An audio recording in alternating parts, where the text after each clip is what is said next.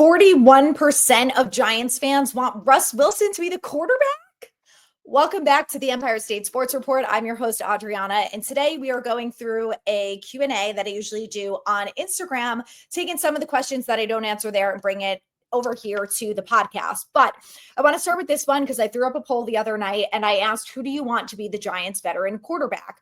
Obviously, the options were Rodgers, Winston, Wilson, and Flacco. And 41% of people voted for Wilson. I thought that was interesting. Winston was right behind him, and then Rodgers, and then Flacco. And I'm kind of surprised that not more people want Grandpappy Flacco. But I am not surprised that Rodgers was in third, but I did kind of think that he would have been ahead of Winston because I think from a talent perspective, like if you're just like, I'm sick of watching the Giants lose and I want to see them actually win and be competent, your vote would be Aaron Rodgers, right? However, I do think that him taking so long to make a decision is wildly infuriating people. So I think that people who maybe a week ago were like, yeah, let's get Rodgers, are now like, I'm sick of the antics. I don't want this loser on my football team, which don't blame you one bit. I agree with you. So there were over 700 votes and 300 of them went to Russ Wilson. So there you have it, folks. We'll see what they end up deciding. And you know, again, I don't know what the holdup is and why it's taking so long, but it would be nice if they got it figured out at some point soon. Wouldn't that be nice? Okay, so let's go through some of the questions. Speaking of, what the heck is happening at quarterback and who is my preference? So out of that group that I mentioned, I think my first choice would be Russ Wilson. And look, I don't think he's the most exciting. I don't think that he's going to come in here and win us 10 games. But what I do think is that he's not afraid to throw a deep ball. He is mostly accurate. He is mobile. And I just think that for 1 year, he can come in here and he can get the offense moving a little bit. We can hopefully score more than one touchdown a game. And I just think that maybe he'll bring like a little bit of life into this team. If it's not Russ Wilson, I'm fine with Joe Flacco. I don't think he's the most exciting to be around. And honestly, I don't think he is again going to win us 10 games, but I think out of everyone, he will be the best mentor for a rookie. And if they bring in Border Sanders, I also think that if it's Joe Flacco and he's having a tough time by week 6 and the Giants are like, listen, we're putting in the rookie, he's not going to throw a fit. You know who's going to throw a fit? Aaron Rodgers. So I think that would be my preference. From a draft perspective, Cam Ward is my number one guy. If the Giants can't get him, I am on board with Shedeur Sanders. I am not on board with Jackson Dart at 3. I am fine with them trading down from 34 back into the first round to get him. But if they draft him at 3, I'm jumping out a window. Like, don't say I didn't warn you, because that is unacceptable behavior. It's not because Jackson Dart is not a good quarterback. It's because he is not the third best player in the draft. It is that simple, okay? You do not pass up on Carter or Hunter for Jackson Dart. That's it. That's it. Simple as that. Get him later, not at 3. So this is a great question. When the hell is this team going to trade players and not let them walk for nothing? P.S. Trade Kayvon, which is what just happened after Azeez Ojulari just became a free agent and signed a 1-year deal for $4 million with the Eagles. So I don't have an answer to that question because I'm with you. And, you know, that was my biggest annoyance with the Saquon thing. Like, it is what it is. They were never going to agree on a number. They should have just traded him at that point. And I understand that Mara would have been upset about it. And, you know, Mara was the one who really like stood his ground at that point and said, no, trading him away means we're giving up on the season. Mara needs to sit down. Okay. There are certain things that he should not be involved with. And that is one of them. They could have traded Azeez during the season last year. I don't know. Maybe they could have traded him at some point, but all of the players that were drafted in the 2021 draft are no longer on the Giants. I think there were 6 of them. Not a single one of them is on the Giants. At the very least, can you get something in return? Would be nice. At least McKinney, we got a 3rd round compensatory pick. The last pick in the 3rd round. Better than nothing, which is what we got for Saquon, Azeez, Bradbury, who else? Dory Jackson. Like, something instead of nothing would be really nice. So I think if the Giants pick up Kayvon's 5th-year option, if they get Carter, trade Kayvon. The thing that I worry about is, I don't know why they're so anti-trades. I mean, I do hope Joe Shane is not. He has traded Kadarius Toney. He's traded for Darren Waller. He has made trades, but not in season. And I think a lot of that is because of John Mara. But my problem with that is last year they had 2 wins well before the trade deadline. So John Mara wasn't going to be on board with trading Aziz, which, listen, maybe Joe Shane felt like only a 5th round pick was nothing for him, but yeah, I mean, a 5th round versus literal shit is very different. So I don't know. I don't know if that's a Joe thing. Like I said, I don't really know what the issue is, but I think that they better learn their lesson because it's getting ridiculous at this point. You can't just let players walk away. The Eagles got 4 draft picks. 4 picks for players that went to other teams. So again, why is Howie Roseman running circles around every other GM in the league? I just don't understand. I'm not saying that I think being a GM is easy, but you have a goddamn blueprint. Just watch what Howie Roseman has been doing because he seemed to do everything right for the last couple of years. Look at the Eagles. Very frustrating. Quick water break. Someone asked me, should I get a bulldog? Yes, you 100% should get an English bulldog. These are the things that you need to know. We are on our 3rd English bulldog, Marceline. I'm sure you guys can hear her snoring in the background. So our first bulldog, we adopted at 10 and a half. Very, very sad story. The family had 3 young kids, one with a health issue, and the husband just dropped dead in the beginning of COVID. And the poor wife and mother was just like, I cannot handle this. The dog hasn't been to the vet in a while. Anyway, very sad story. So we ended up adopting her. She was amazing. She sadly only lasted 6 months. She was old and got cancer, but great dog. Second dog, Jada, we adopted at 5 and she lives till 8, which is really sad. Also riddled with cancer. So when we went to go adopt another English bulldog, we went for a younger dog. So we adopted Marcy when she was 2 over the summer. We adopted her through Hurley's Heart Bulldog in Westbury, Hurley's Heart Rescue. It's not called Hurley's Heart Bulldog. Anyway, we adopted her from there. They're based out of Long Island, New York, and we had a fantastic, fantastic experience.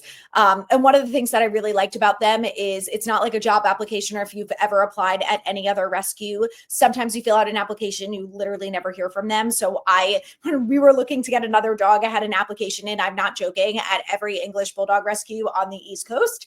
And when I put in an adoption for them, I got a call in 48 hours from the woman who runs the rescue. And I was like, didn't see that coming. Anyway, we had Marceline in less than a week. So be prepared that if you want a dog and you're a good fit for one of their dogs, you will get it. But the number one thing you need to know about bulldogs is they are expensive. Do not get one if you cannot afford one. Marcy had to have surgery and she also got pneumonia and we had to pay out of pocket and it was thousands and thousands of dollars for both of those things because the pet insurance that we got didn't cover it. So I know everyone's like, get pet insurance, look into it. It depends on what your dog is and what their issues are. But honestly, in my opinion, I wouldn't recommend it because they literally didn't cover a single one of the things that she deals with, which is allergies, the nasal palate surgery, the caudectomy, which is a tail removal, because these are all common in bulldogs. So insurance is like, we don't care. It's just like health insurance, right? It's garbage. So anyway, just be prepared. They're expensive. They are Velcro dogs. They will become attached to you. She follows me literally everywhere I go. Like when I shower, she tries to push open the shower door to come inside the shower with me. So do not get one if you want one to be independent, because they are not. But they're the best dogs. They're so sweet. She's good with other dogs. She's good with kids. She loves to snuggle on the couch with us. She's the best. I love her. Why do you think Drew Lock wasn't an option to bridge this quarterback gap we face? I just think that they felt like the other quarterbacks that are out there are going to give them better chances to win. Drew Lock, him playing well in one game out of all the games that he played in, doesn't really bear well for him. So I think they just feel like we've had Russ Wilson in the building. We know what he's capable of, and we think that he's just going to be a better option than Drew Lock. I just honestly think that it's that simple. I think they kind of felt like maybe they had to pick him last year, but I don't know, they didn't. So I'm glad that they didn't do it again this year. Favorite New York Giants offseason signings so far? I'm going to say Debo because cornerback was one of the number one things on my list that the Giants had to get in free agency. And even though I was after Charvarius Ward and some of the Byron Murphy, like some of the other guys that were talked about more in free agency and that I thought would be better fits, the more I see and hear about Debo, I think he's going to fit in fantastically. I think he's going to be a really good cornerback one. I think he's going to put some of the pressure off of Tay Banks, and I think Tay Banks is going to be able to thrive. And I just feel like he was a good pickup.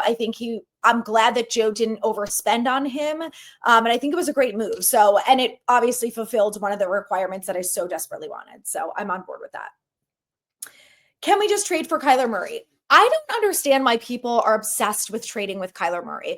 Like, there are so many other quarterbacks in the NFL that I would rather trade for than Kyler Murray. Like, at this point, if, Joe Burrow and Matt Stafford, like if some of these guys aren't available, I would rather just trade for Joe Milton because you probably just have to give up a 4th or a 5th rounder.